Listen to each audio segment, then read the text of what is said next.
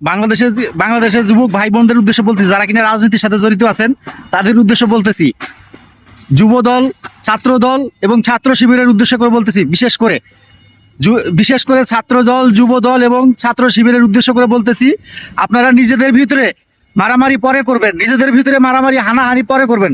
আগে বাংলাদেশে একটি সুষ্ঠু নির্বাচন হোক, সুষ্ঠু নির্বাচন হওয়ার পরে তারপরে নিজেদের ভিতরে মারামারি করবেন।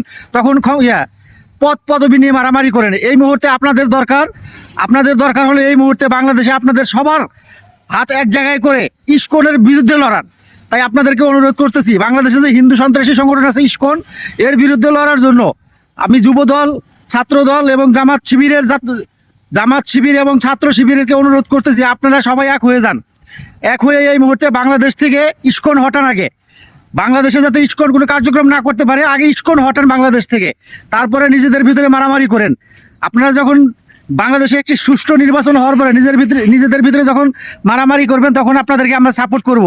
কিন্তু এই মুহূর্তে আপনাদের প্রয়োজন আগে বাংলাদেশ থেকে ইসকন হটানো। অলরেডি বাংলাদেশে একজন ইসকন সন্ত্রাসীরা আমাদের বাংলাদেশের একজন মেধাবী আইনজীবীকে হত্যা করে ফেলেছে। আপনাদের চোখে যদি এগুলো না পড়ে, আপনারা যদি এগুলোর প্রতিবাদ না করেন, তাহলে আপনারা কিসের রাজনীতি করেন? আপনারা আগে বাংলাদেশ থেকে আগে ইসকন সন্ত্রাসীদের হটান, এই ভারতের দালালদের আগে বাংলাদেশ থেকে হটান। তারা যাতে বাংলাদেশে কোনো সন্ত্রাসী কার্যক্রম না করতে পারে, আগে এই ব্যবস্থা করুন আপনারা।